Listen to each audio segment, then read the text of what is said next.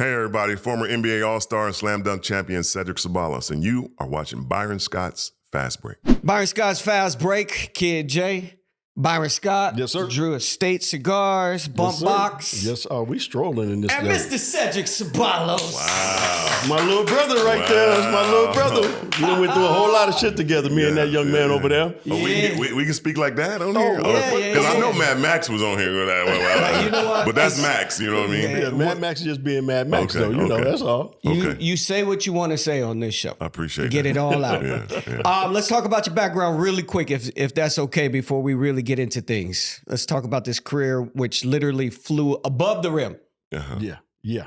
Started your hoop career right here in SoCal, Dominguez High School, Cal State Fullerton. Probably the best player ever to walk Cal State Fullerton, on those courts at Cal State Fullerton. No. No. You gotta be. Come on. Before you finish, who is? I put Bruce Bowen before Well, I me. would put Bruce up there with you. I wouldn't say. I don't put him because of before you. championships. Okay, there you because go. of There you championships. go. Okay. And I put Leon Wood higher because of gold medal. Wow. I put Leon Wood higher because of gold. And all those are team-oriented goals. That's Didn't how I am. Leon Wood become a referee too? Yeah. Yeah. I played with Leon Wood. We played AAU ball together. Yeah. Me, him, and Darren Day. Yeah. Wow, that's. But see, that again, it goes to show you how important team goals are instead of individual goals. Yeah. You know, Leon Wood, he Facts. says the best player ever to come out of Cal State Fullerton. I wouldn't have never said that. Yeah. Bruce Bowen, I was thinking Bruce Bowen and Cedric would be the two. So Well, I only knew the two. People Bruce sleep on Bowen. Bruce. Bruce was a scorer before. Yeah. Rick Pitino made him a defender. yeah, Because he was playing for Philadelphia. You got AI, so you don't need nobody else to score when you got AI. He's like, how you going to make this team? You're going to have to stop somebody that AI don't want to guard or somebody else don't want to guard. He switched his game to become a defender. So he had buckets. That's why he replaced me at Fullerton, because he got buckets in high school. Yeah. wow. Yeah. All right, let's get into this. Drafted by the Suns, launching an 11-year NBA career that included stops with the Mavs, Pistons, Heat, and of course, our beloved Lakers. Yes. Although a second-round pick, you became a household name, a walking bucket, certified showman, and a player who brought both the vibe and the work every single night. And oh yeah, let's not forget, blindfolded dunk Yes.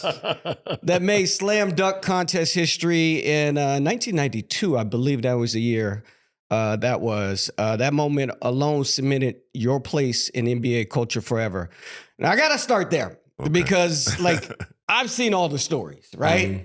I've seen every single story that, like, you were blindfolded, but you could see. Yeah. Counting your steps, all kinds of tricks. So let's clear it up here on the show. Yeah. Tell us how you came up with the dunk, what it went through to actually pull off one of the most iconic dunks in NBA history. We got to back it up to when I was a kid watching dunk contests. I mean, Julius and Larry Nance and Dominique and Mike. I mean, I recorded all of them. You know what I'm saying? And so when it was my opportunity to shine, I started this quest to win the dunk contest in college. There was a Orlando Classic, All-Star, all the seniors would go there. In the finals, let me just forward to the finals, me and D Brown. Now the whole dunk contest, I'm pumping up my shoes. Reeboks? I'm dab dunking. Yeah, okay. I'm doing everything D did on the bigger stage. D got drafted by Boston. Yeah. Late, second round. I mean, the European dude behind me didn't even come to the NBA. That's how late I got picked. I go to Phoenix. Phoenix is loaded. They just eliminated you guys the year before. Yeah. Boston was terrible. No Bird. At the time, they had Lennon Bias pass away. They were in the bottom. Yeah. He got to play. I didn't. At that time, if you didn't have no name, you wasn't in the dunk contest. D Brown had a name for himself. So he goes in the dunk contest, does all my dunks, gets the big contract, gets the fame, gets everything. I'm like, how am I going to do this? Next year, our wonderful Buck, HIV, Yeah. they want him to play in the All-Star game. So he starts working out to get better, to get in shape. We play LA in the Forum. I'm a double rookie because we didn't have a rookie again the next year. I'm working out, and Buck is there, and we start shooting around. And you know, hey man, what she gonna do, man? D-Blind came. You got to go all the way blind with it. I got to go all the way blind with it. So I go back and with the gorilla, and we try it. You know, fully blindfolded, everything. I cannot get it done. So we turned it into a spoof. Huh. If you guys watched the dunk, I am. Well, obviously D Brown wasn't in the dunk contest. He was injured. Yeah. He was commentating with Magic, whatever. All right, fine. Every round, like if you go look at my dunks, man, I think maybe one of my dunks was done before. Everyone, nobody seen me. I bounced it over the backboard. He ain't did that. Windmill off the bounce. I mean, it's a lot of dunks in there that had not been done before. So I'm slowly just working my way up to the finals. I had already won the dunk contest. So I was the first one to call an NBA prior to the dunk contest and say, okay, if I get eliminated, let's do this spoof thing with the mascots, the gorilla, and I don't know what it's called, the Magic or whatever that little puffy thing is. Yeah. After I do it, they're waiting on the sideline with a gurney. I was supposed to break my neck, pretend like I break my neck. They come out with the gurney. They put the ball on the gurney and take the ball off. Real funny. All right, good. It went in. Huh. The joint, like, go back to the film. I dunk it. It goes in. I grab the basket like, the shit went in. Party time. And it just, you know what I'm saying? Like it had never went in. The two that I got in practice were, I mean, barely like fingered. It was just terrible. So it had nothing to do with me. It was all upstairs. It was all the basketball guys. You know what I'm saying? When you do the right thing, put yourself in a good position, things kind of fall in place and take care of themselves. And that's all it was. You know, the blindfold is at mom's house in East Texas. Y'all can look at it, verify it. It was no skills of mine. I did a great acting job like I was supposed to do. Yeah. I just got fired by the director because I didn't fall and break my neck, and the whole was supposed to come on. That's all it was. Like, and So from there, everybody always talk about it. When you were practicing, did you have to count backwards the steps, right? Yeah, that's the only way. I started off with just vertical. I was getting those. That's nothing because you just stand under there and go, okay, close your eyes and dunk. Everybody does that. Then I started backing up, and I started backing up about to maybe free throw line and then to the top of the key. And that's where I was going to go from the top of the key. But then when we went into spoof mode, I got to do the dramatic. I got to be, Denzel Washington out there. So that's what happened. it was staged perfectly. I mean, again, you guys can YouTube it, go back. You don't get it unless you're Dr. J.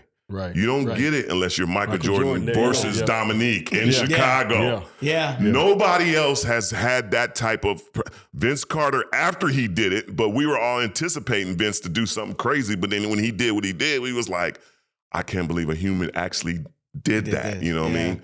And we always had these debates on who was the best dunk. And I say it was Vince because of the shock value of it. It was just, it was unbelievable. I'm sitting at home going, I cannot believe a human just did what Vince just did. You know what I think said, for me, Vince was the greatest dunker because of the fact that a lot of the stuff that he did in dunk contests, he did in games. He did in games. You know what I'm saying? He did it in games. So you don't see guys, do that type of shit in games. Yeah. So Vince, like you said, the first time he did the dunk contest and he did that spin with me, I was like, oh my God.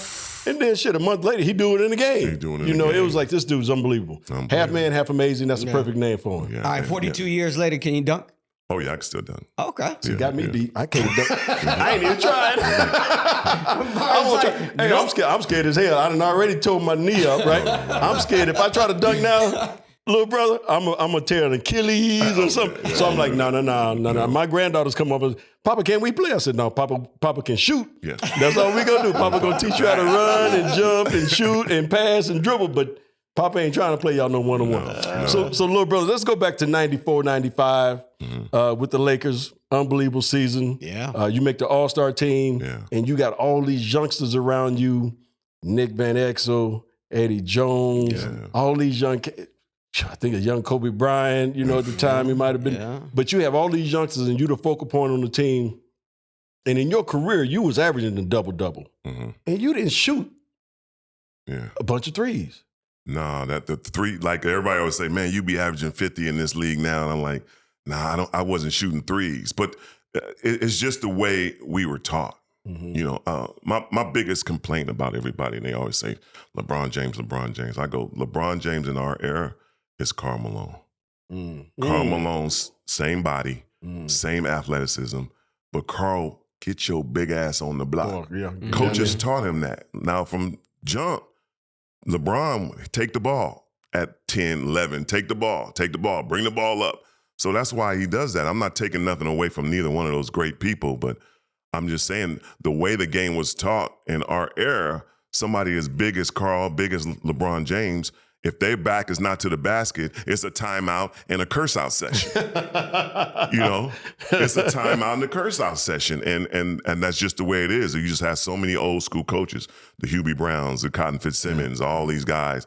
They just didn't see that. I mean, you have to go to Big Nelly. Maybe Big Nelly was Del Harris too. You know, he let Vladdy Dottie. We like to party, bring the ball up a little bit, and he had the small ball with Golden State, with Milwaukee, with Pressey, and oh my God. So you know, those innovative coaches allow LeBron to do what he does. So for me, not being a ball handler, because if I dribble more than 3 times, call the police. It's a crime going on. I don't need to dribble more than 2 times. So if I can't do it with 1 or 2 dribbles, and that's what I was taught, especially growing up in Robinson Park, the OGs, y'all don't understand, man. The OGs would not let a young player shoot the ball.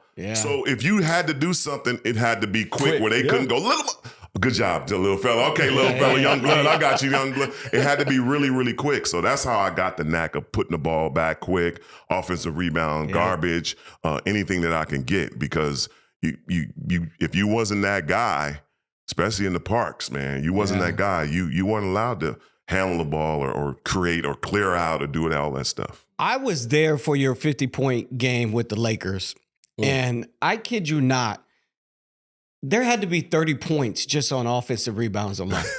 Like just picking up scraps and just going and just hustling and going to get yours. Like it felt like there was no plays that were set for you, but yet you still dropped 20 a game. Yeah. As soon as I got traded, that was the first thing Dale asked me. He's like, where do you like the ball? I said, I like to be on the court. You know, if you put me on the court, you know, I'm giving you 20. I'm giving you 20. I played with KJ, Tom Chambers, Barkley came later, Marley, Hornacek, Ainge, all these players. And if in any given time KJ or Charles Barkley was out the game, I'm getting 40. You know what I'm saying? Because you got to take their 20 away. Right. I'm getting both of those 20s that you taking away, and I'm getting 40. And you look at all my son's games, that's what I did. Yeah. And if you played basketball the right way, I can average 30 points a game without one play easy, because when they played the right way. But now it's like ISO. I would have to stand behind that 3 and wait for somebody to give me the basketball. And other than that, I mean, I wasn't a defensive juggernaut, but I could play the lanes a little bit and get some fast break dunks. But other than that, that's all I would get. The game is just not played that way, where a guy with no plays. I mean, I love Siakam and what he does. And before that, Luau Dang did it well in Miami and in Chicago. But the way the game is played now, you know, it's really hard for somebody to average 30 points and not have a play. You brought up 2 guys, and I was going to ask you this question. Said, out of all the years that you play, and I know you still watch NBA basketball, who reminds you of you that plays a game like you, that you don't necessarily have to run a bunch of plays for, but they're extremely effective on that basketball court? You name those 2 guys, or those 2 of the guys that you look at and say, man, that guy reminds me a lot of myself back in the day. Yeah, Siakam I do, because, you know, it's quirky, it's unorthodox, he just gets it done. He's a little bit more physical, and he plays better defense than I did. And obviously, we don't really know if he shoots the 3 better than I do, because I didn't really shoot the 3. Right. But I do love to watch him play. He's just scrappy. I mean, he was almost a 2-time champion, but the one that he really played well with Kawhi, you really saw that, you know, his just brilliance and his journey, you know, not a high draft pick, you know, not the person that you like, oh man, I got to build my franchise around, and just kind of snuck in, man. I give a lot of credit to, and I want to tell kids out there who, because this AAU circuit that's going on, I played 1 year varsity at Dominguez. I barely played, maybe 3-4 minutes a game. Big Ronnie Coleman, USC, left-handed. He went down after a pep rally dunk contest and broke his wrist. I got to play the last 5 games. We ended up losing in the championship to Stacey Augmon and Pasadena Muir, but I go from bench guy to 25-12. Like, but who is this dude? You know what I'm saying? Like, who is this guy? And it's just, I'm talking to kids because even though you're not a star of the team, pay attention. I never sat at the end of the bench and sobbed because I wasn't playing. I sat right next to the coaches or assistant coaches, ear hustled. I watched them tell the best players what to do. I watched them tell the guys who were messing up, chewing them out, okay, not to do this. And I just absorbed it all in. So I could not put, to be honest with both of you, J and B, I couldn't put the squares in the rectangle. I couldn't do, I had this ability, but I just couldn't put it together. But like I said, when you crack the door and let God in and then things just kind of happen, it was just the right time for me. It was just the right time for me. And I spent 32 years in the NBA playing and in the front office. Yeah. With 5 games of varsity basketball under my belt. That's crazy. Hey, what are you waiting for? I know you just sitting down, scrolling through your phone, but I need you to stop at the Prize Pick app because you can win money. Just like I did during the NBA season, during football, and now the WNBA season. You plan to win money again? Man, come on, man. I don't get paid to do this show. I got to make my money on prizepick.com. Tell them about your keyword, your code. The keyword, guys, is B Scott. That's the keyword. You go to Prize Pick, you put in B Scott, $50. Is that it, Jay? $50 once you play a $5 lineup. Once you play $5 lineup. That's it. $50, $5 lineup. You get a chance to win. You know what? I didn't do well in the NBA, so I'm going to do well in the WNBA. I'm going to tell you that right now. Jay was winning all the money, but it's my turn right now because I'm going to go to Prize Pick every game. You can play right here in California. You get that $50 once you play a $5 lineup. Prizepick.com or the Prize Pick app. Use it. B Scott. So I'm going to take you back to the Laker locker room. Mm-hmm. I was there during your time that you were a Laker, and to me, you had a very unique leadership type skill. How did you keep the team tight knit? You know, with the Van Exels, the Eddie Jones, you call them Vlade Dottie. How'd you keep them all together with your skills? Because it was Nick's team. First, let's get that out. It was not my team, even though my statistics and my demeanor may have done that. They came to me to be the spokesperson, but it was Nick's team, and he controlled the ball. He controlled the attitude of everybody. I mean, I don't. Let me bust this out real quick because I don't think y'all understand what's going on with this squad right here. You know what I'm saying? You see what it is? You know what I'm saying? That's great. And the whole thing was Eldon and Vlade Dottie. Yeah, man. That's freaking great. The way Nick conducted himself and controlled on what's going on. He didn't have to worry about me. I was the leader by example. I dove. You know, I can remember the first game in the Forum with the Laker uniform on. I dove over the first row to get a ball, and this was preseason against Allen Iverson. This was preseason, and it was just like, and I think rest in peace, Chick was like, that's what I'm talking about. It's a preseason game. It doesn't count, but this man is jumping over the tables and jumping over chairs and this, that, and the other. So I was the guy who showed up early, left late. Yep. So I set that tone. Nick was the one who controlled everything. You know, Dell would mention something, Larry, and I think Coop was there as consistent. Billy Burka, he would no, this is how we doing this, that, and the other. When something needs to get done, he'd go up to talk to the Jerrys. When something no, this is not right. He was the one who conducted and controlled everybody. His mentality was, I wouldn't say I was older because Vlade was the oldest and he was 26. You know what I'm saying? Yeah. I wouldn't say that I was the older guy, but I was the older guy on the team. So me, Vlade, Eldon, kind of, Sedell could have been, but act right is act right. Yeah. Act right didn't act right. I don't even know why y'all called him act right. He didn't act right. Because he never acted right. I mean, for a man to go on a 16, 17 game road trip and only have medicine bag. He had a carry-on. We going for 2 weeks. I don't understand this, you know. And like I said, I was the first one. That's what I'm saying. He had a carry-on. No drawers, one pair of jeans, no socks, one leather vest. No, he took showers. He clean, very clean person. No socks. Yeah. And we go on the East Coast. No jacket, leather vest. Jeans, no socks, skippy skips on. Yeah. It's 20-degree weather, too. No problem. Oh, I got you. And he got these hands. Act right was act right. So we were kind of, you know, obviously Vlade, he was a family guy at the time, so he didn't hang out or did that. And when the times that I did go hang out, I wasn't the life of the party. You know, it was either AP or Pig or you know, and Nick would be like, oh, hey, all right, AP, okay, Lynch. All right, and he would calm Nick was the one who calmed everybody down. Eddie was actually the showman. Yeah.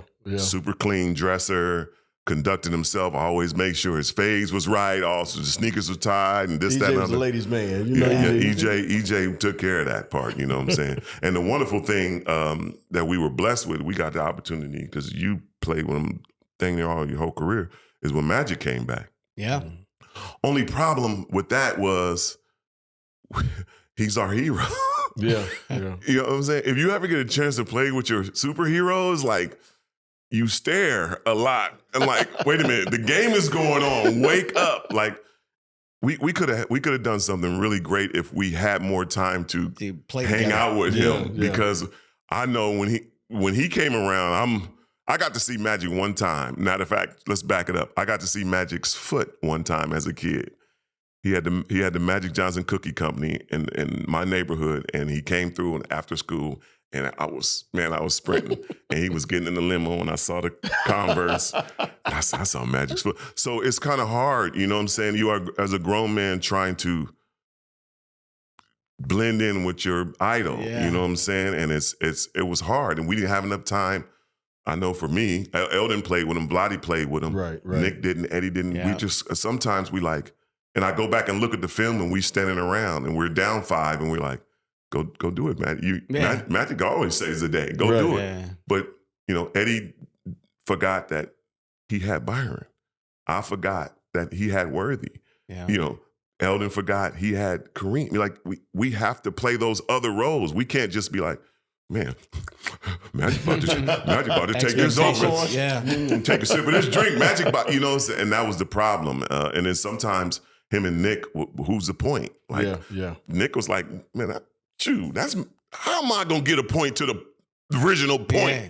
You know, so to the best point guard ever. And I had so much fun in LA, man. Being home is tough. It's a lot of pressure, you know. Mm-hmm. Rest in peace to Morningside High School. You know what I'm saying? Let's pour one out for Morningside. Yeah, no doubt, I thought you was gonna stand. Come on, man. I thought you were gonna rebuild. I thought you. Hey, man, you can only do what you can do. Okay. Look, I went to the mayor.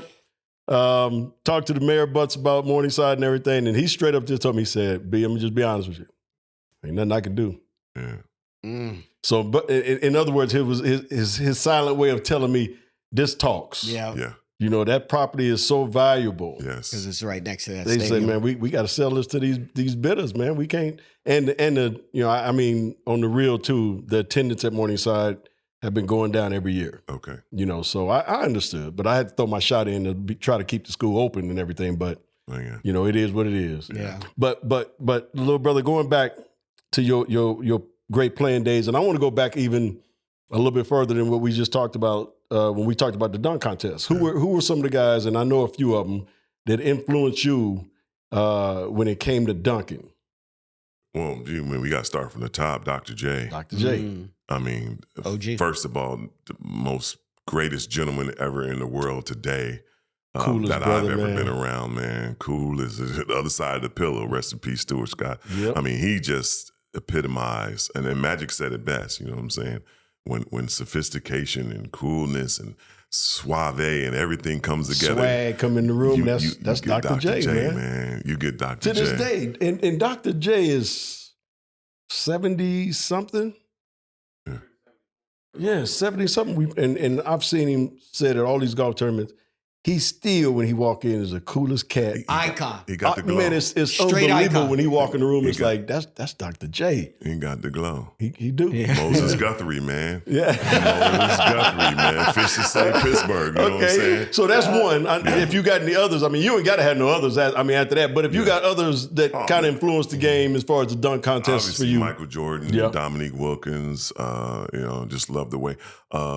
Larry Nance, obviously, he's somebody who's long, who's, doing what he does. I mean, on and on and on. A lot of people don't know this. I think if you want to go, I mean, obviously we said Vince, but Dennis Johnson had a little brother that's John Johnson? Joey Johnson. Was it Joey? Yes. Ooh, no, they don't know. Oh man, rest in peace, Dennis. Went to Arizona State. Oh my God, Joey Johnson had this dunk called the bird dunk, where he would. I want to call it a vertical, but it really wasn't a vertical from the free throw line. And he would stick his chest out and you'd be like 1001, 1002, 1000. He's still going. And he's still going. Unbelievable. What? Banning High School, unbelievable. And then another ASU guy, Jumping Joe Caldwell, vertical from the free throw line. It's crazy. Amazing. So, it's some great dunkers out there, What about some new school kids? You feeling anybody new school? Well, obviously Zach. It's just bananas what he's done. I do not think that LeBron would have achieved in the dunk contest. I mean, powerful dunker, dunks on a lot of people, but the trickery, the suaveness, no. Obviously, you can, Shannon Brown beat him in the McDonald's All-American dunk contest. So, not saying that's, but he did beat that. Can't sleep on Shannon Brown either. Yeah, but Shannon has some hops. Yeah. Boy, oh boy. Yeah. Okay, let me. Yeah, I know you have. Like Zion. Zion is a powerful dunker. Will you pull off something that Zach did, like the craziness and the swiftness of him and Gordon going at I'm Jordan Dominique in Chicago, but those two, man, that battle that those two had, unbelievable. Yeah. Yeah. Okay. I'm gonna leave it at that. Yeah. All right. Since we're talking about dunks, I'm gonna throw some names at you, and I want to get your thought process behind it. Chase Budinger, Baron Davis. Justin Melton over in the PBA, they all tried to recreate your dunk. Yeah. Well, first off, how do you feel about people trying to recreate the dunk, the iconic dunk, and how come it's never been really recreated? Well, one, they don't believe it, and like I said, it was a spoof, ladies and gentlemen. It just worked. It was a spoof. So Baron really tried to spoof it and goof around too, and he messed around and lost his opportunity to be a dunk champion because he would have won the dunk contest. Yeah. They used his spoof as an attempt, and he had the holes in it. Obviously, Chase, I was honored to help him out with that. Yep. But, I mean, even putting it on, I was seeing through the blindfold, so I know that was bad. I think the real attempt in the PBA was a real attempt at it, and it just was a utterly failure. But obviously, if the jokes, like I said, man, that was 92. We are in 2025. They still talking about it. Yeah. You know what I'm saying? A little kid from the hood done did good if that's happening. You know what I'm saying? That's all I can say about that. Stevie Wonder, I interviewed him one time. And Stevie can see too. Not to be bringing up that, but I asked him about the Eddie Murphys and imitating him and this, that, and the other, and he was like, "Man, that's the most extreme compliment when somebody makes fun of you or imitates you or whatever. It's a extreme compliment, and I just love it." And so I just kind of take that with it. I mean, for those who say it wasn't what it was or it was what it was, but you look at it and the dramatic of it, it was great. And it is what it is. Let's have fun with it. Let's have fun with it. I wasn't supposed to make it. It was supposed to have been a spoof. But it went in. But it went in. That's so all that matters. To do with me. Yeah, that's all that matters. And we still talking about it. 40 about plus years later. Yes, indeed. Yes, indeed. So, little brother, you played for some unbelievable franchises, obviously. The Mavs, the Suns, and obviously our Lakers. What city had the biggest impact on you as far as the fan base goes? If I want to go family orientated, close knit group, it was Phoenix, but you don't get no better than Los Angeles. There was only one place we ran out the tunnel and it was booze, and that was Boston. That's the only place. Everywhere else, I know you get it now in Sacramento because of the Phil and Shaq thing. Yeah. But it wasn't like that before. Right. We went up to Sacramento, it was a home game. We went up to Golden State, it was a home game. Now, you know we went across the street to the Clip Joint, it was a home game. 100%. I mean, you know what I'm saying? We go to Phoenix, it's a home game. Anywhere that, Laker fans could drive, especially in Minnesota. I mean, the Lakers came from Minnesota. Exactly. We go play in Minnesota, freezing or not.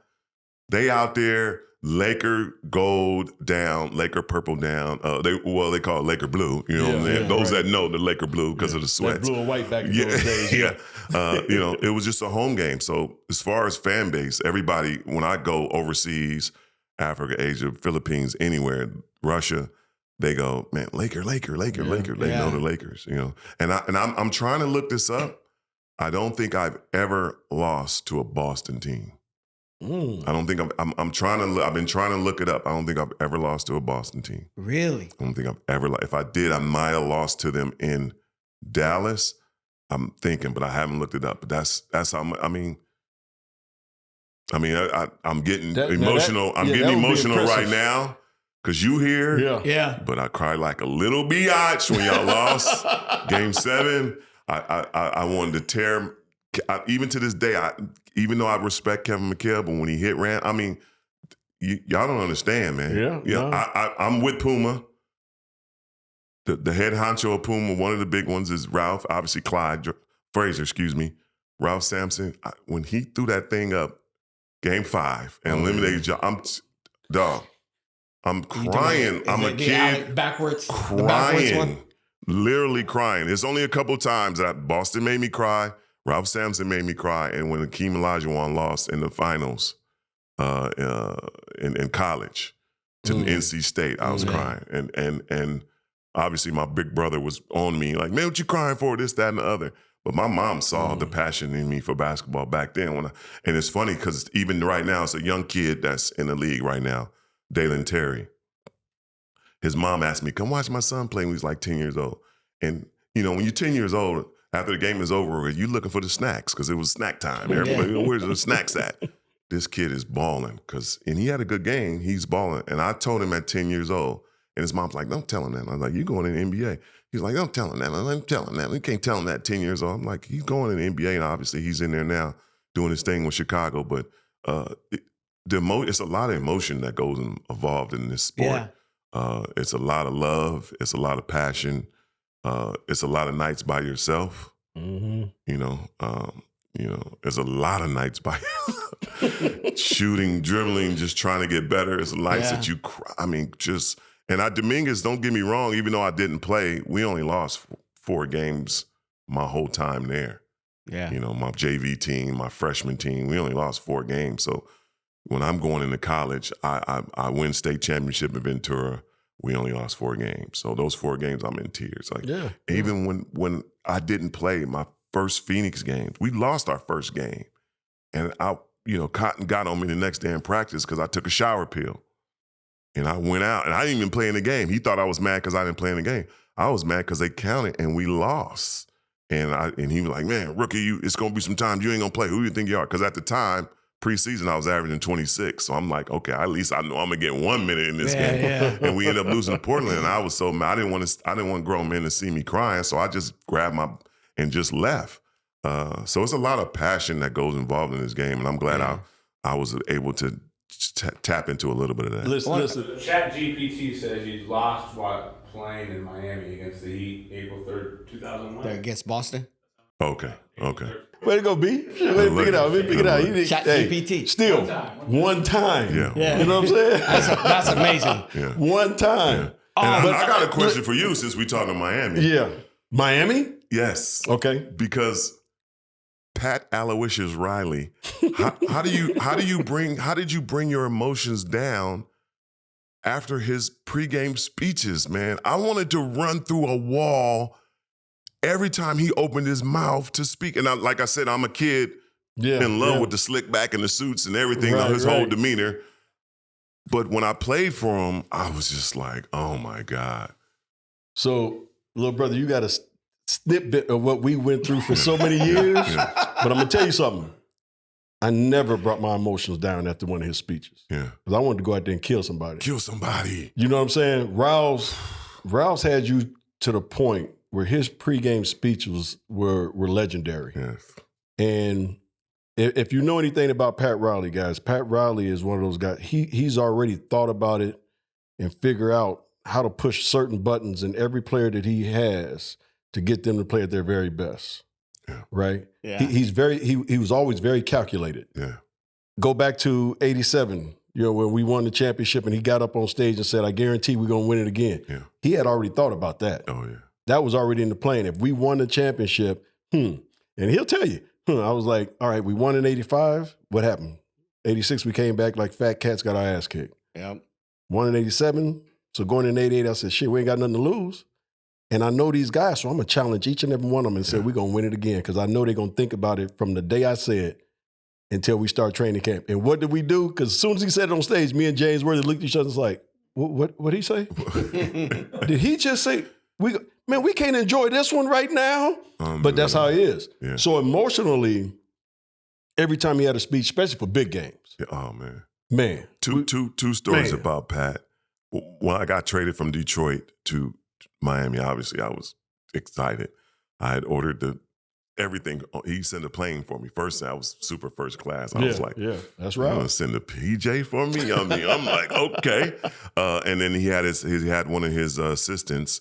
So where do you want to live? And so I knew it was my last year on my contract, and this might have been my last year. So I'm going out with a bang. I want to live on South Beach. I want to drop top Ferrari. I want this and that. So then I go take the physicals. I miss shoot around. I go take the physicals because he wanted me to play that night against Charlotte. I go take the physicals, and then I'm in the locker room, and I'm reunited with AC Green. I'm reunited with Eddie Jones. I'm reunited with a lot of players I played with. So I'm like Bruce Bowen, Dan Marley. So I'm, Tim is Tim, Bug is Bug. He gonna be loud and crazy. And then obviously Zoe hadn't came back yet, but Zoe was there, and Byron Grant, and rest in peace Anthony Mason. And I'm locker room. We in the locker room. About 48 on the clock. It comes down to a quiet. But I'm still up here like, Tim, remember the time, and Eddie, and this, that, and the other, and they not telling me nothing. So AC Green is in the center of the locker room, heat packs on the floor. And I don't know where Pat came from. Like, he just appeared. Like, I was just like, yeah. And I was like, this Pat Riley. And the first thing he does, super Christian virgin, gets cursed out on the floor. Get the fuck, what the fuck? You know we don't, blah, blah, blah.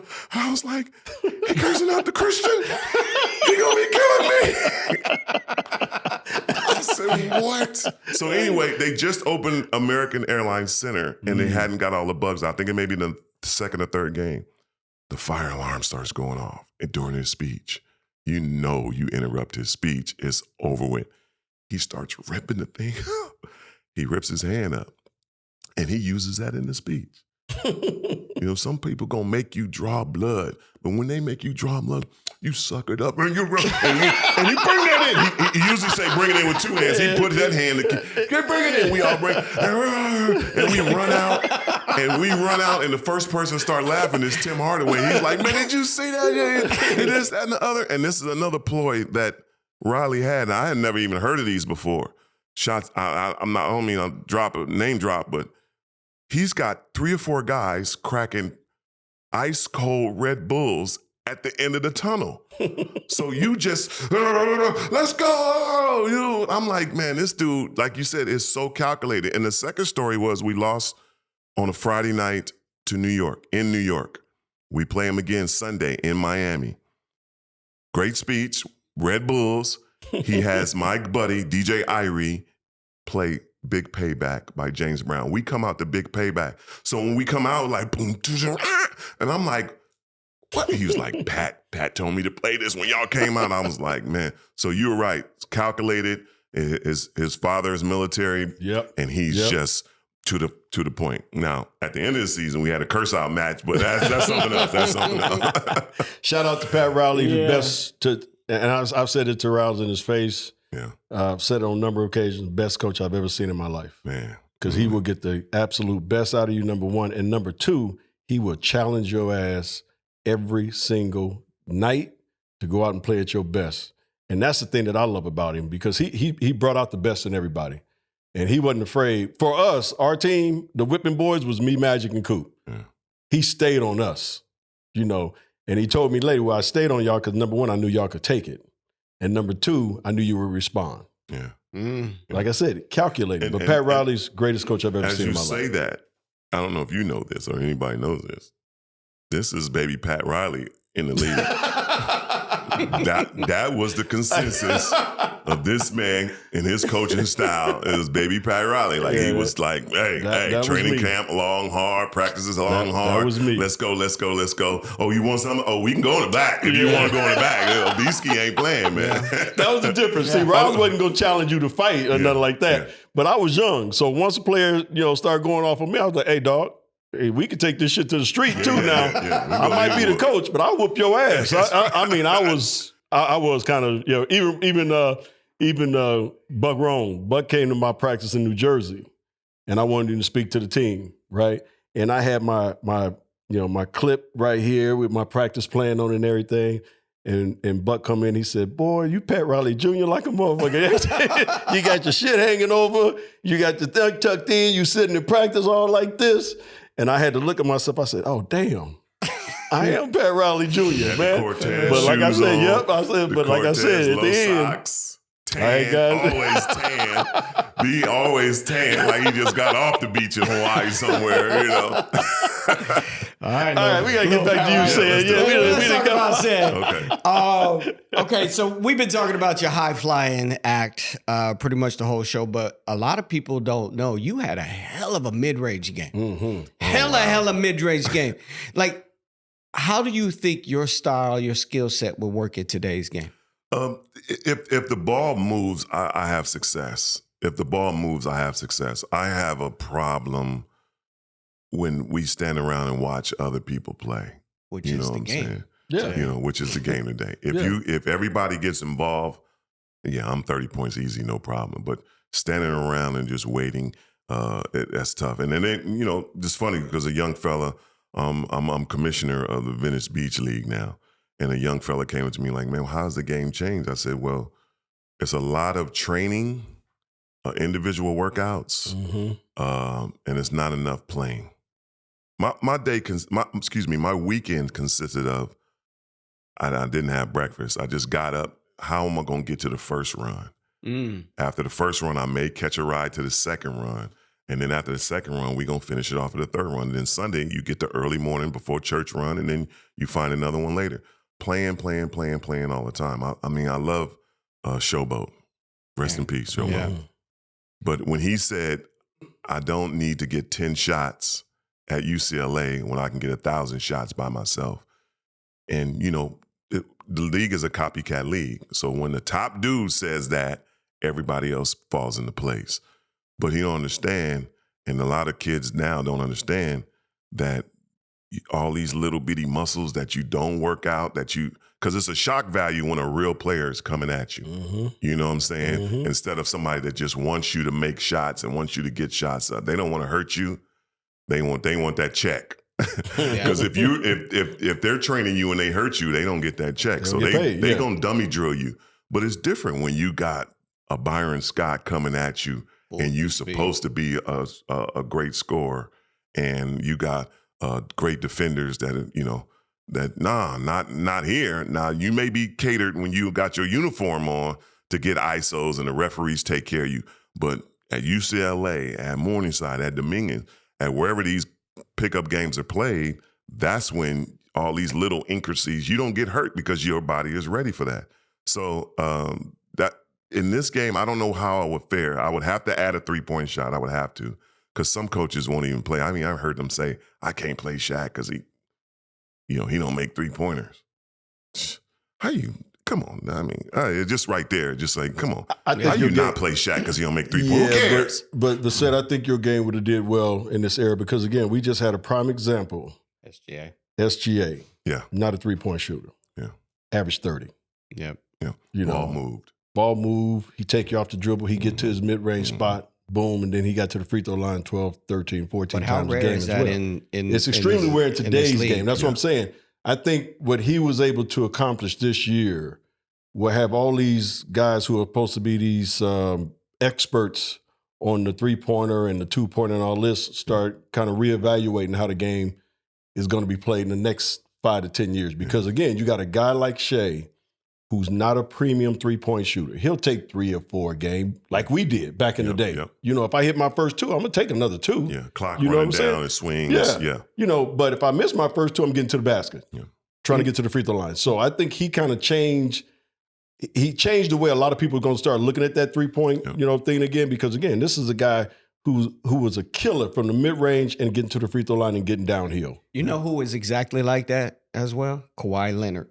Yeah. Not a premium three-point shooter. He don't shoot the three-pointer, but he constantly moved in that era. And again, that's where he got it off. Yeah, and Shea shot 50%. So you get guys who are shooting high-volume threes, they make 3 out of 10. Yeah. Okay, but he's making, 5 out of 10 at getting to the basket or getting that mid-range game.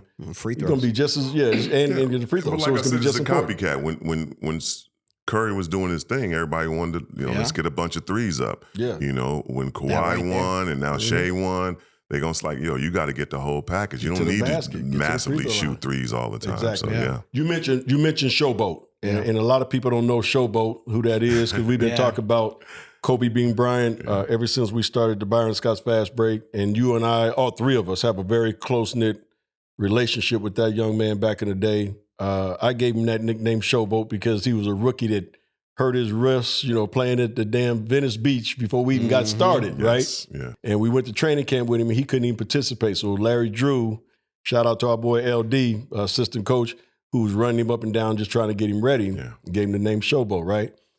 You played with this young man, and then you seen the maturation of him from a rookie to a all-pro, all-star to an icon. Yeah. I know you have a Kobe Bryant story that you can share with us. Yeah, well, we blood related. We share the same great-grandfather. So when he came in, when I was coming into the league, my first cousin, Tony Bryant, was my agent. And he was like, yo, we got a cousin that's bad. He's coming back from overseas, and he in Philly, and he doing his thing. And I was like, okay, cool.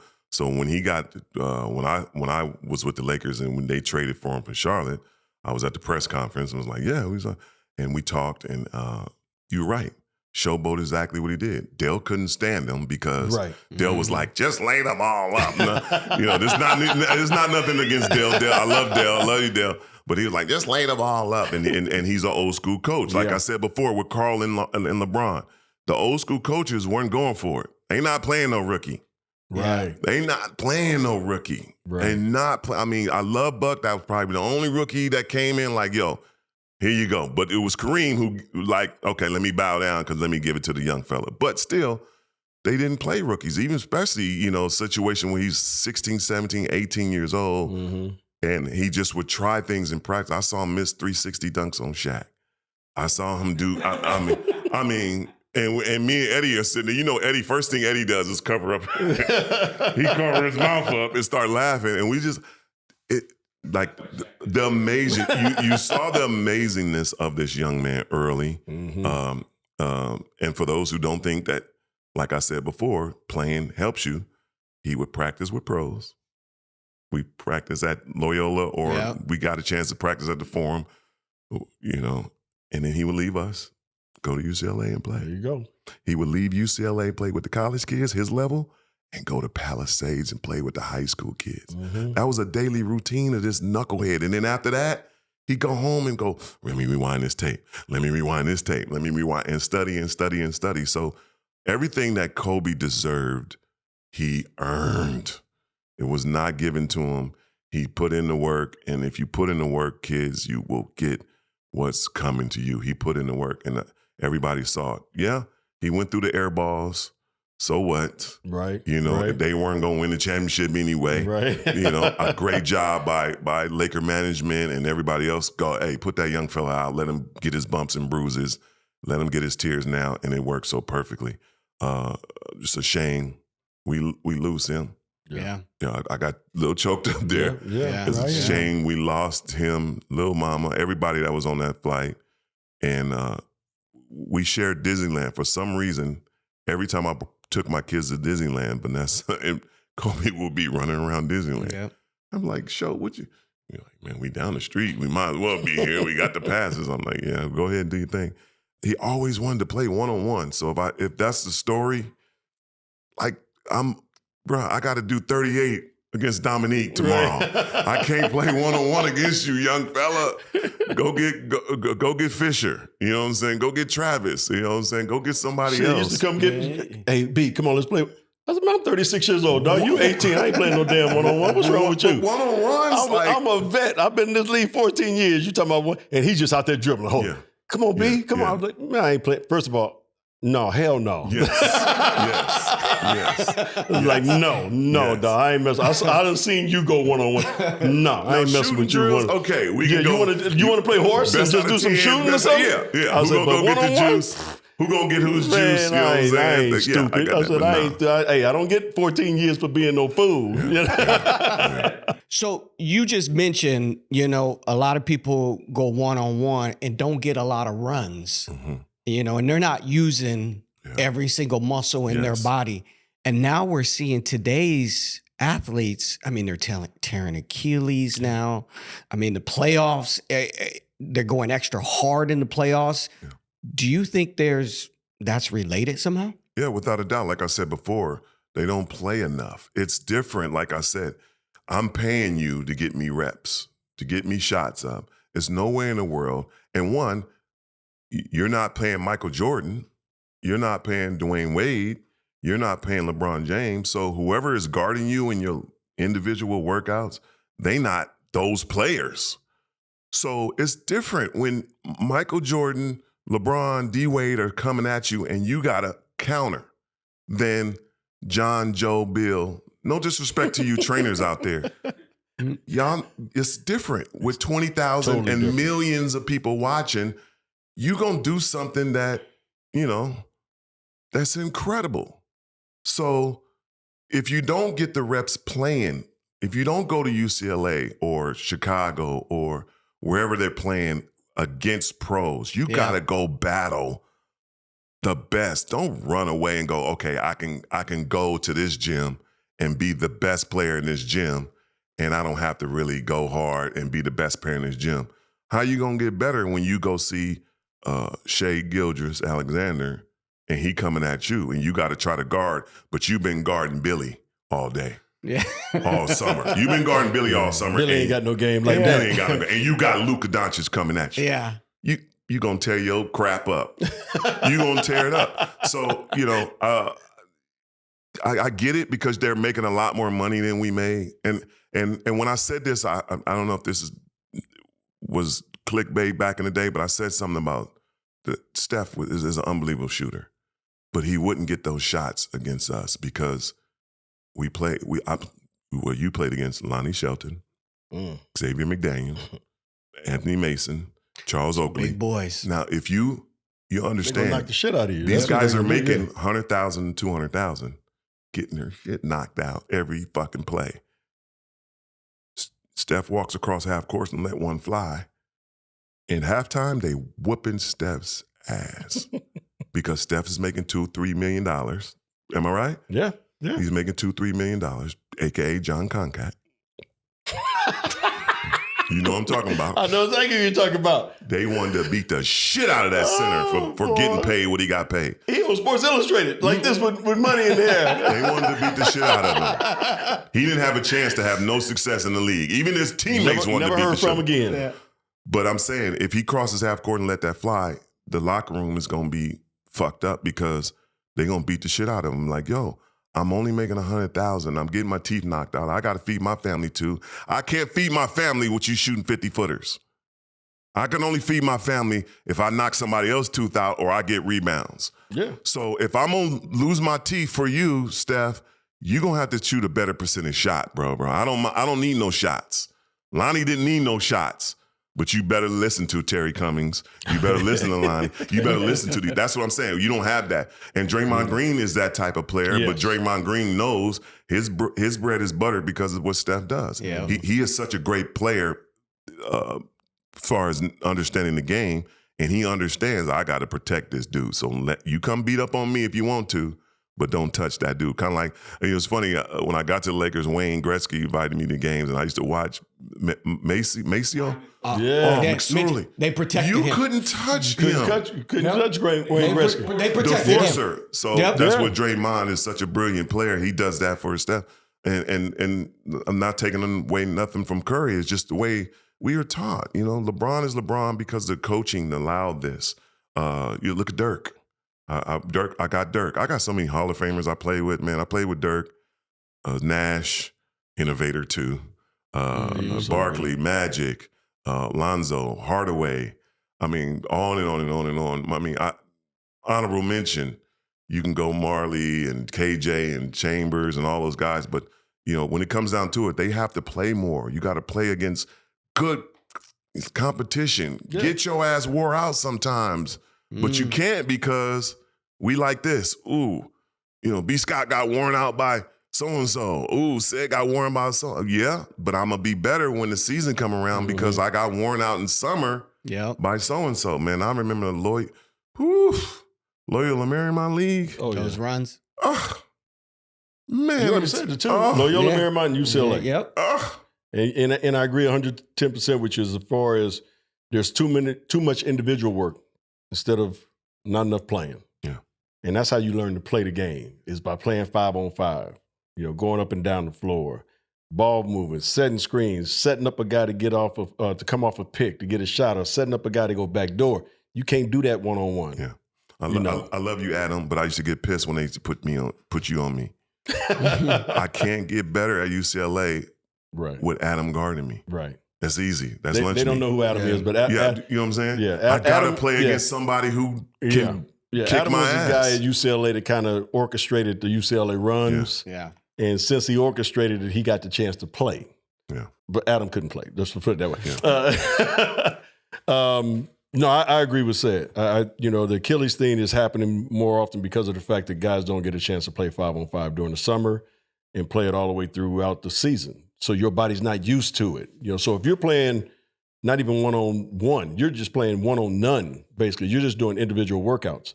Your body's not used to the physicality of the game, of going up and down and getting grabbed and getting bumped and getting pushed, right? So if your body's not ready for it, it's going to break down. But if you're preparing during the summer to play ball like we did back in the day, look, I played 14 years in the NBA. Never had surgery. Never had a major, injury except the hamstring in '89, right? So it begs the question, who would say, playing devil's advocate here, the season prepares you for the playoffs? These injuries are happening in the playoffs now. Yeah, but I the season prepares you, but I really think off-season prepares you for the playoffs. So you said something in one of our other podcasts that Pat Riley had you guys going full throttle.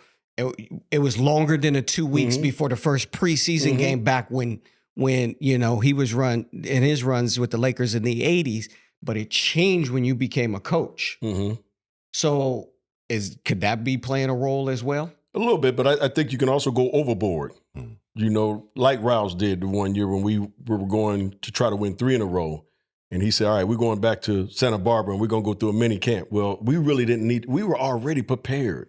But he was, Rouse wanted to get us out of LA, get us away so we could stay focused. But we're at home. We're going to be focused anyway. You know what I'm saying? But that was his mindset. And obviously, 2020 is what it is. I think if we would have stayed home and just went through our normal practices of not going hard, but just making sure we don't get rusty and we keeping our timing, we would have been fine against Detroit. But the night before, I tear my hamstring, the day of the game, Magic pulls his, series over. Yep. You know what I mean? So you could overdo it, to a certain extent. But I think if we would have stayed on the same path that we had getting up to that particular point, neither one of us would have got hurt. But there were always signs too, with Therese, the calf. Yeah. That calf muscle is telling you that shit's about to go. Yeah. You know, and you got to give him credit though. And we would have did the same thing. You know what? You my guys cap would've is 50%, but it's the finals. It's the 7th game. I got to play. Right. And also the elephant in the room is the money factor from back then and there. I mean, you $200, $300 million players, that's why they want them to rest and they don't play during the season because of the dollar factor. You know what I'm saying? I mean, we all talk about Buck all the time, but everybody was like, 25 years, 25 million. That's incredible. Yeah. That dude's making $1 million a year, Yeah, right. which is we was like, that ain't incredible. What LeBron get for playing in a quarter. You know what I'm saying? So that's what I'm saying. The dollar factor is there, so they don't want you to play as much, and they don't want you to have an opportunity to get hurt. But what you are doing, let me finish this. But what you are doing is hurting the player because, like you said, you're not going against Shea every game. During the 82 games, you're going to get a young fella, you're going to get a bum in your position, you may, whatever, you know what I'm saying? And then you may get especially if you're playing in LA, you're going to get somebody who's hungover. you know what I'm saying? He may be good when he's sober, but when he hung over because he went out in Hollywood and did whatever, you're going to kick his butt. So those factors during the regular season come to play. Now, he's super focused trying to get that Larry, and the other team is strategizing. So they like, okay, I know he goes right. Let's make him go left. Now you're doing things you don't normally do because in the regular season, it's just one game. You know what I'm saying? Right. I got 81 other games to worry about. Right. But now it's only, I got to worry about winning 4 games. And I can focus on you big time right now. I can really take away your strengths. So now you're doing something that you don't normally do. That's right. Now that muscle ain't good. Yeah. That left hand muscle ain't good. Yeah. So now you wearing that left hand muscle down after game 1, game 2, now you game 5, game 6, boom, here it goes, flat tire. It's just like a Bugatti, man. You don't drive the Bugatti to go get groceries. You know what I'm saying? You take the Civic. The money factor plays a big part of this because of the fact that this rest, this load management and all that stuff, which is bullshit to me. And we've had other guys come on and say the same thing. Because that load management, again, gives your body a chance to rest, but your body is not used to the pounding. Yeah. So yeah, it's doing the opposite, right? It's doing the opposite. It's doing the opposite. It makes you more susceptible to injuries than it does as far as making sure you don't get hurt, right? Load management to us was kicking their ass in the first quarter. Yeah, and sitting down and sitting down. Yeah, you know what I'm saying? That was magic. If you want to get some rest, kick their ass in an 8-minute sprint. And then boom, you go sit down. Yeah. And you go let the youngsters learn and they go play. But see, there's so many factors, man. The agent, the manager, this, that, and the other. And they rather sit out than to play less minutes. I do not understand that. I don't either. That's what I'm saying. This load management bullshit. It's just really, really tough. And Magic last time on, he was the one that was saying, man, they got to do something about this. But anyway, for real. Yeah.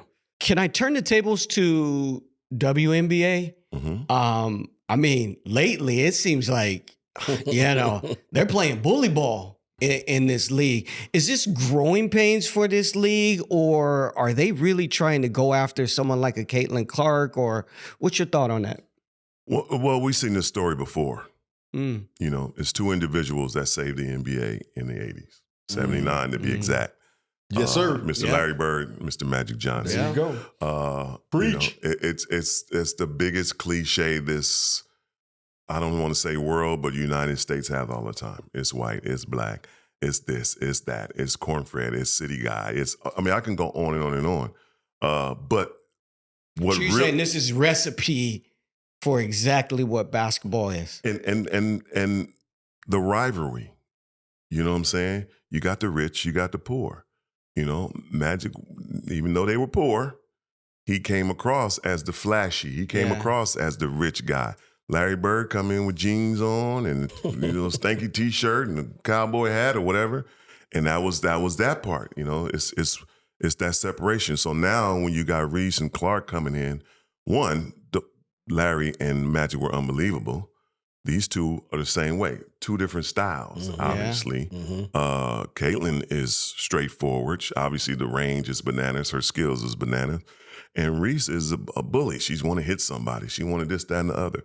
And it's amazing on how the things that Caitlin has done and wasn't criticized for, and then Reese goes and rings her, and she is criticized for. Does she deserve to be where she is? I'm talking about Clark after not winning. I'm a winner. I want a winner. You guys asked me my biggest accolades was those who won. The best person who came out of Fullerton. 2 individuals who got rings, who got gold medals. Winning is everything. So I wouldn't give her that because she hasn't won anything.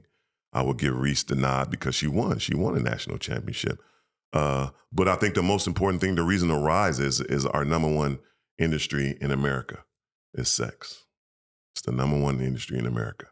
And when Lisa Leslie and Cheryl Miller and Swoops put a lot of sophistication in Swin Cash and Rebecca Lobo, they put a lot of sophistication. It taught that little girl that I can be pretty and cute and dress nice and grow up to be an athlete. So they grew up and became Candace Parker. They grew up and became Angel Reese. They grew up and became Cameron and all the rest of them. Wonderful.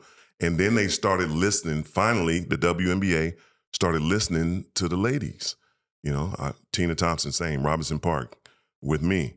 The uniforms were super baggy. The uniforms weren't. Look at the uniforms now. They're super tight. They're super, showing off all their goodies, you know what I'm saying? And now you get a lot more people with eyes on them. They come in with the runway outfits. Some of them half naked, and it's just the way it is. And now they didn't have social media back then. They got social media now. You can promote yourself that way. It's just the way it is of the world. And not only before, when they first started the W, obviously you got the LGBTQ community that came, but now you're getting a lot of heterosexual people that are coming and that are attracted to it. So now they are performing. Magic and Bird does not work unless Magic and Bird are Magic and Bird. Mm-hmm. So now these individuals are showing like, yo, this has been here. Cheryl Swoops did it. You know what I'm saying? Tina Thompson did it. At least they all did it. Y'all just wasn't watching it because y'all thought it was just because everybody was gay. No, it's that they were great athletes. They were great people. They were community leaders. Come watch them play now. And so the smaller uniforms and the runway model looks have attracted you to this. Great. Stay here because these are wonderful people. They're great athletes and they will really compete. And now they're like, women ain't supposed to knock each other in the head. Yes, they do. If they trying to win, I don't know what the trophy is called. We got the Larry, but whatever their championship is, yes, that's what they're supposed to do. And yes, they're doing it in high heels and, makeup and hair and everything else. And so I think that's not only does the look draw more fans, but they have to compete and play, and they're doing it to the fullest. I just wish the best for all the ladies. I think the WNBA is in a great place. I really do. I mean, Caitlin and Angie obviously has taken it to a different level. But the people that are coming behind them, Paige Buchers, Miss Buckets from UConn. You got Juju coming in a couple. The WNBA is in a great place right now. Yeah. They got a lot of eyes on this league because of those two that we just mentioned, elevating their games to the next level. But they got great players in the WNBA. But I think now they're starting to get their just due. And I think it's going to continue to grow. Yeah. I really do. And I love the fact that they beating the shit out of each other. That's what look, this ain't easy. It's not. It ain't supposed to be easy. If it was easy, everybody would do it. Yeah. So I love the fact that they have that competitive nature, like the men, so to speak, where you out there and it's going to be a physical brand of basketball, but you still don't take away the beauty of the game, which is the ball movement, athletes getting up and down, the shot making, the passes, So I love where they are right now, and I think the W will just continue to grow. And we talked about the money before. The same scenario. You got Caitlin and Reese making millions and millions of dollars when the WNBA is not getting paid like they wanted. The regular players are not getting paid. Right. So if you got an opportunity to knock somebody in the head, that's why I thought the NIL would just be a big chaotic thing, because if I got a scholarship and you got a scholarship, but you making that kid from Ohio State $7 million, in practice, I'm taking your head off so I can make the $7 million. You know what I'm saying? I just think that's a bad thing. I love the fact that they do need to be getting paid, but how do you determine who gets paid, who not gets paid? Because if you don't have your blind side protected, Mr. $7 million, you ain't gonna be making no $7 million. That's why it is chaos today. Yeah, but most of those dudes, when they get drafted to NIL, the NFL or Major League Baseball or NBA, most of them taking a pay cut. Cut. So, Sid, we got these questions we want to ask you. This is kind of like our bonus fun rapid fire questions, all right? So whatever comes to mind, just holler it out. All right, so I'm going to do the first one. Who is the toughest defender you ever faced?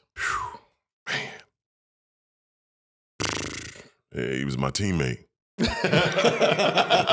was my teammate, man. And he pushed, scrub, scrap, this, that, and the other. That sounds like Bruce. Nah. And he did all this with suntan lotion on and slick hair stuff, whatever the gel on. It was Dan Marley. Dan Marley, man. I mean, smack you. I mean, it didn't matter, man. He was just a hands-on defender. Couldn't move. He wasn't extremely quick. Right. Very, very strong. Yep. And I don't know if he was Barkley cornbread, fed, country strong, but he built his body up to be very strong. So when he grabbed you with the mitts, you weren't going nowhere. Only other players that can do that, Alvin Robinson. Alvin could place you wherever he wanted to place you, and I was only against Alvin a few years, but and Terry Cummings. TC was so damn strong. We haven't mentioned that name. Grown man business. TC was grown man business. Yeah. He was. I almost used to say, man, no human should be that strong. Yeah, I was going to say the same thing. Terry he was Cummings, hella man, strong. was super strong. But you're right about Alvin Robinson. He would grab you on that waist. Yeah. That's why they took hand checking out, because Alvin would just say, "Come over here, come over here." Only when he couldn't do it to was Buck, because Buck was 6'9", 230, and Buck still had trouble getting his hand off. Yeah. Because at that time, when you could hand check, you could knock it off, right? Yeah. And you could see Magic, this fucking hand won't, and then he boom, and his hand would come off. And then he do what he want. But Alvin Robinson was a beast. Larry, if he were quicker than Larry, when you shot the ball, he did something to your hips and it wasn't a foul, but it was a foul. You know what I mean? Because if you move a shooter's hips, it throw his shot completely off. Yeah. As soon as you left the ground, Bird would. And just, and then all of a sudden you shooting a brick, and they're like, yeah, okay, young fella, don't do that. Don't do that to me. All right, here we go. So if you had to build a 4-man dunk squad, Mount Rushmore, past to present, who you riding with? Yeah. First one, I'm going Dr. J, obviously. Dominique, Jordan. I should say some other individuals, but I'm going to go with Joey Johnson. I'm going with Joey Johnson, man. Joey. Yeah. Who's the best? Yeah, 2-foot dunkers, Joey Johnson. He had both, though, but his 2 feet was crazy. Dominique Wilkins. Jay Rich. Wow. Vince. Yeah. Vince Carter. Yeah, Vince Carter. I mean, I need a 5th spot on that roster for take me out and put Vince in there. Definitely, he has some bounce. So yeah, those are my off the 2 feet. Mateo, good luck finding Joey Johnson. Yeah. Go back to like Arizona State days in the 90s. You might find, but if you find him, you're gonna go, oh damn. Yeah. I mean, he's unbelievable. All right. Here's another one. More pressure: slam dunk contest or being a guest DJ at a club? Oh. And you've done both. Well, if you're gonna go present, no, I don't want to be a guest DJ in the club because I don't like clubs. I like lounges where you can, chill, restaurants. I love doing that, DJing that. But yeah, definitely slam dunk. Slam dunk. Right. Yeah. I'm not a club dude. I don't drink. You know what I'm saying? I can't turn up like they turn up. No, They don't even dance no more. We're not talking about now. I'm just talking about maybe back in the day. Back in the heyday, Century Club. When you was in the slam dunk and now the club. Century Club and Pockets out there and Students over there and Denzel came through. Or the Cedric Ceballos club that I went to. Oh my God, man. Up on the hill, Brentwood? That bring it out. Yeah, that one. Okay. Slam dunk. Because I don't get to DJ those if I don't do the slam dunk. Best locker room prank you ever witnessed or pulled? Both. Witness. Shaq is a freaking idiot, man. And he do stuff that's so disgusting. That's just like, yeah, he does. Yeah, first year with Shaq. I had the locker room next to Rudy's equipment, the little itty bitty, right? Yep. And I have the view to the bathroom. You guys know that other locker room that's on the other side. Nobody ever takes that. So when I first got there, they were like, "Where you want to sit?" I was like, "What's up with this one?" The individual is like, "Well," so I'm sitting there. And Shaq is in there doing. He can't fit in the in the stall anyway. And everybody who walked by, he's showing his shit. I'm like, dude, are you serious, bro?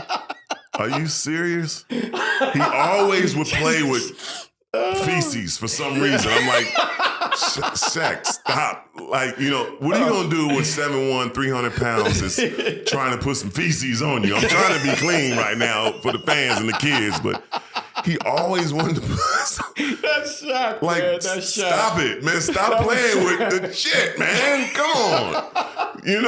I've never been to prison, but I can imagine if somebody in prison like, hey, man, you gonna wash these drawers?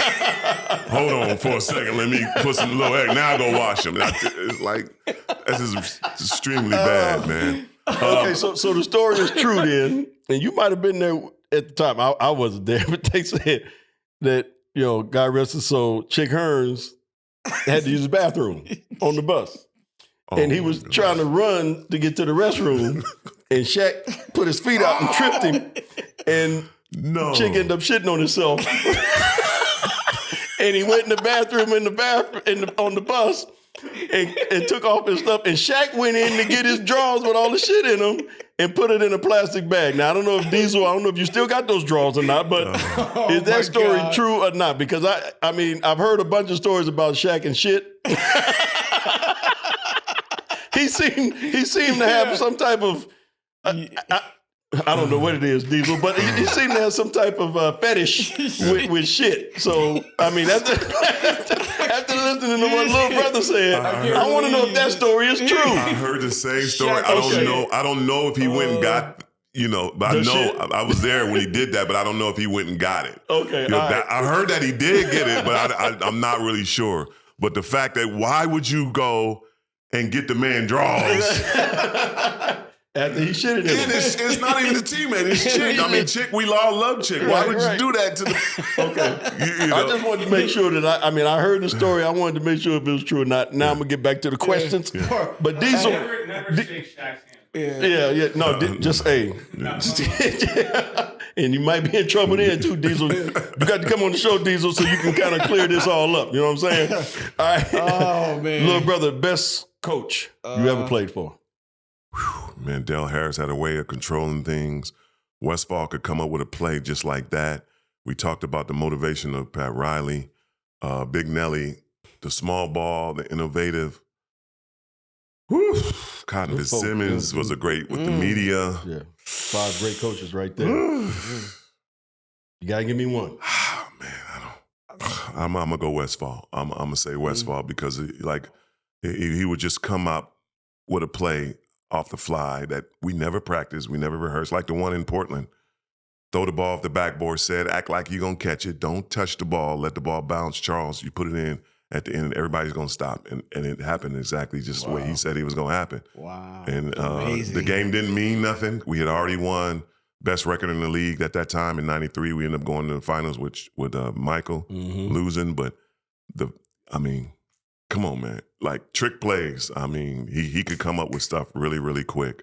And was just very, very, very good at it. So I got to get that to Westfall. Okay. That's a good one. I think you mentioned this one earlier, but I'm going to ask a question anyway. One player today's game that reminds you of you, but I think you said Siakam, but is there anybody past you that really embodied your type of style of game? Yeah, like I said, Luol Deng was one a little bit after me who really played with, you didn't give him a play. You didn't, he just find a way to get 30 in big games. He was outshined by Rose. He was outshined in Miami too as well, but he still found a way. Outshined. He was a bigger star on that team. Right. But he just found a way. Like, look at this. Like, this dude had 30. points, and and it was very accurate. I won a couple of field goal attempts in the NBA, and which is unheard of from a small player. It's usually the big guys, the Shaqs who dunk it all the time.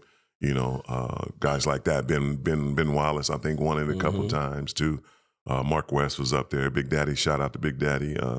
So for somebody of our size and the shots that we take, to have a good field goal percentages, that points, that's pretty good. Yeah, like that. If you were to be described, let's see your legacy in one word, what would it be? Man, that's tough. Huggable. Huggable. Huggable. I like that. Yeah. I would be huggable. I loved all my teammates. I loved people I played against. I never was a trash talker. I think I had one braggadocious after I did a good play a year. I did something, that I wasn't supposed to do. But most of the time when I got a bucket, I was like, where's the next bucket coming from? Like, even that day, you watch the film against Minnesota, I put that bucket in and I'm like, I'm trying to get another one. So it's probably be huggable. And that comes from my NBA vet upbringing. The first time I met a pro, it's so crazy. I was teammates with this individual 3 times. Was the day Hank died. I'm in 7-Eleven down the street from Loyola, right there, I think Centinela. And Hank Gathers passed. And I'm driving from Fullerton crying the whole time, listening to Janet's slow songs on Rhythm Nation album. If you listen to them, you guys know it'll come to tears. Come Back to Me, Where Are You Now? I'm just bawling. And I pull over to get something to drink at that right there. And AC Green is in there. And he sees me crying. I'm shocked that it's AC Green. And I speak, and he speaks back, and he probably, I don't know if he knew me or not, but he probably known why I was crying. He was like, man, so sorry for Hank and this, that, and the other. I was like, yeah, I'm going over there now, and this, that, and the other. And just be, after everybody, that just, you didn't have to embrace me. You know what I mean? I was a kid who, man, I'm getting teared up, but I was a kid who wasn't supposed to have 32 years in the NBA. I was a kid who sat the bench and didn't, I didn't belong, man, to be honest with you. It's just something, and you, Buck, and everybody.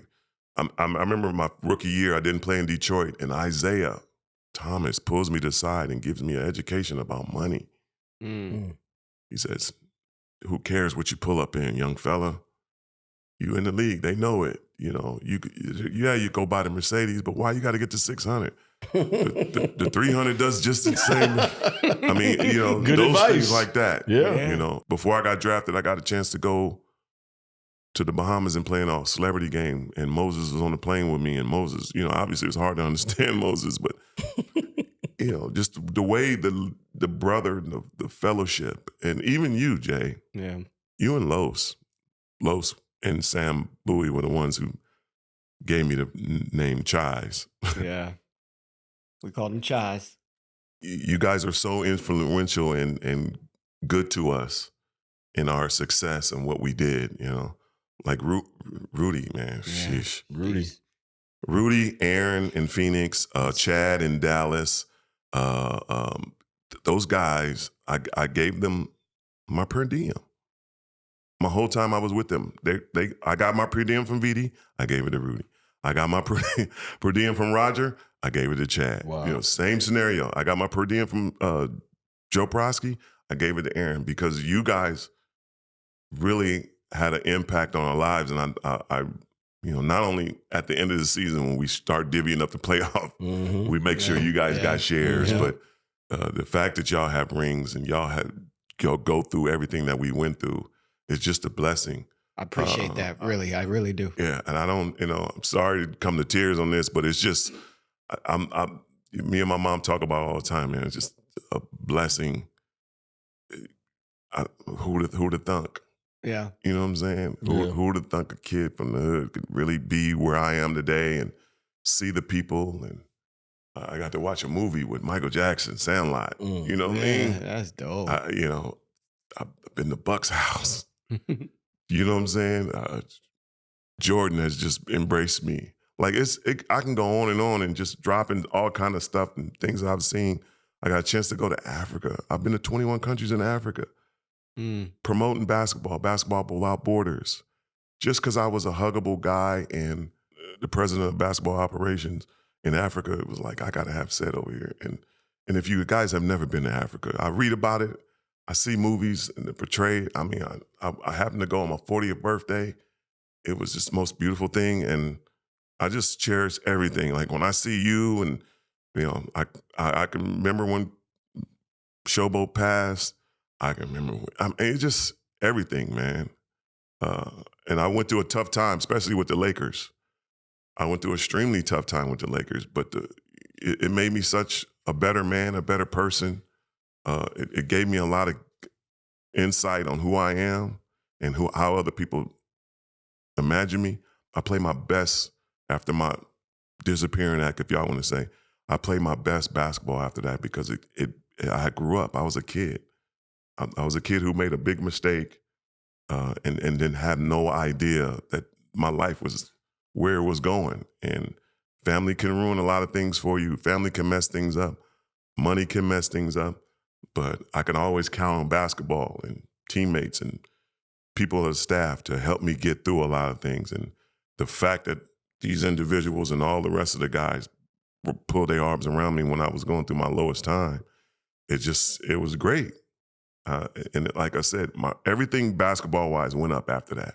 You know, everything, the percentages went up, the accuracy. I didn't turn the ball over. My focus in because it's hard growing up in a city where you infatuated by you individuals, and then you come in and you're that dude, and sometimes people handle it and sometimes people don't. Yeah. And I fucked up and made a bad mistake, but I still love my city. I still love the opportunity. I would not be who I am. I wouldn't be the father or the person I am if I did not go through those experiences. So we still get hecklers that still want to heckle me when I come and this, that, and the other. But Ced, just real quick, kind of go back a little bit because I know we talked about this. Yeah. You know, when you went through that phase where you disappeared for a little bit, just kind of give them a little bit more of, was it more depression? Was it more pressure? What was it that really caused it? And then what helped you really come out of it? Yeah, I mean, I'm not saying we were poor, but everybody can't handle money the same way. Yeah. Yeah. And your family members are sometimes your worst enemies. And you love them to death, but you want to do right by everybody, but you just can't. Mm-hmm. You just can't. And then finding out, you know, who my real dad was. All that just caught. And at the time I had a kid, well, I thought it was my kid for years, and it wasn't my kid. So I found all that out at one time at the highest point in my career. I'm playing with my idol Magic at the time, and all this it was more than I can handle. It was too much, yeah. And I didn't know how to handle it. He's not here. Both of them are not here. But the Jerry's, Bus and West really were influential. He's not here too as well, because Will Chamberlain was sitting in the locker room when I came back, and he told me not to mention it. Don't say nothing, man. You got to protect your family. This is obviously entertainment. This is your job, but you don't have to say what the reasons were. You just have to get over it and get through it. Talk to the people you need to talk to, which I have, like I said, I talked to Will, Dr. Bus, Jerry West, Nick, Magic. I haven't got a hold of Eddie Jones face-to-face with him. I don't want to do it over the phone, but it was tough. But like I said, I'm proud I went through it. Can I change it? Maybe I might have changed it, but I wouldn't have been the same person that I am today if I wouldn't have. And I might have done something even more drastic now, taking my life or taking somebody else's life, which is very, very, very wrong. So I don't want to say, big bro, that it was depression. it's just you're just unfamiliar with when you're unfamiliar and you're not in the and you know and you the name that was on my back of my jersey wasn't my name, it was somebody else's name. So that's hard to deal with. You know what I'm saying? That's hard to deal with. There may be another Ceballos after me, but I'm the first. You know, I'm the first to put that name on the map, and to it not really be mine. It just really it was tough, man. And I did the wrong thing. I apologize to you fans that still jump on me because of that. But I was a kid. I was just a kid, and I had to learn. Yeah. And I had to learn the hard way. And you know, sometimes I know y'all don't whip y'all kids no more, but that was an ass whooping for me. I'm here. I'm $40 to $60 million less than I would have had if I didn't, but it is what it is, and I'm happy who I am and who I become. Yeah, I tell you what, I've known this young man for a long time.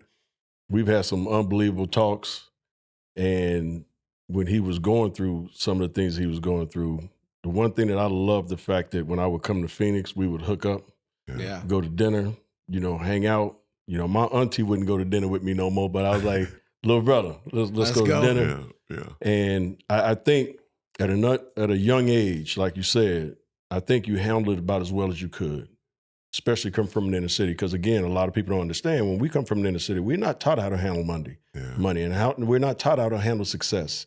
We're not taught how to handle family, because like you said, family can be the worst. Yeah. You know, I came to grips about my 4th or 5th year just from a friend that I had that was telling me, sometimes, bro, you got to tell them you ain't got it. Yeah. I can't help you. I got to take care of my own family. You know, you almost have to get mean, so to speak. You know what I'm saying? Because like you said, you're right. When we come from the hood, you trying to take care of everybody. Yeah. Yeah.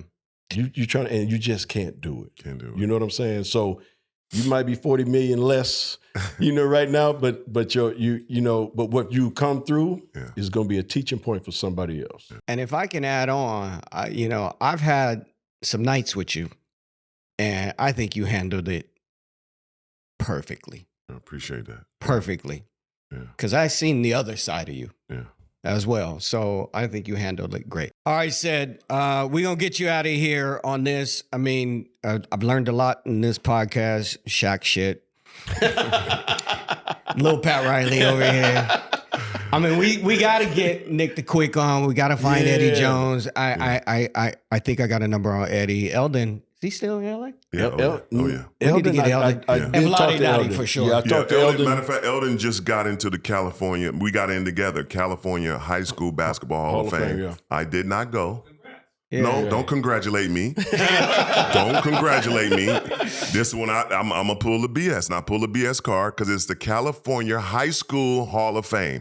I played 5 games. Why did I make the Hall of Fame 5 games? I understand I had 20 plus points and 10 plus rebounds. That's a good question. Not for 5 games. No, that's a good question. It's like Shaq had a doctorate. Yeah, I mean, I get it. You want people to pay $89 for a meal. And you got to buy 2 to get in. Like, no, I'm not going. Eldon was like, man, you ain't going. I said, Eldon, you killed that Morningside. You got the blocks, all this, everything. Yeah. I played 5 games. I'm not showing up for no Hall of Fame accepting that. No. What's next for Ced? What you got on the plate? Man, I'm just enjoying life. Like I said, putting a lot of things together as far as just making sure I'm secure with myself. I'm an empty nester. No kids in the house, man. Mm-hmm. I'm trying to start my cigar line. I don't know where I'm going to go with that. I've been DJing for years. You know that. Yeah. I would love to get back into radio. I did morning and night shows, and just enjoying, man. I'm just enjoying life. I love watching games. I finally got back to loving and yelling at television. You remember when we were kids? Yeah. When the Cowboys... Good? When the Cowboys or the Yankees or the Lakers were playing, I'd be in front of the TV yelling, screaming, this, that, and the other.